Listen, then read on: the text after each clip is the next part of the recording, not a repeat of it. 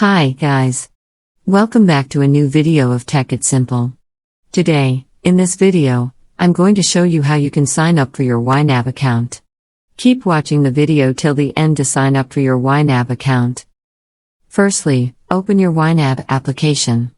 The official page of YNAB will appear on the screen. Tap on Try YNAB for free. Enter your first name and click on Continue. Click on Let's Go. Choose the options most suitable for you, and then tap on Continue. Select who you spend money on and click on Continue. Once again, share your subscription with 5 of your favorites and click on Continue. Select the options related to your home, any current debts, and then click on Continue. Choose how you get around your regularly spending subscriptions, savings planning, and tap on Continue.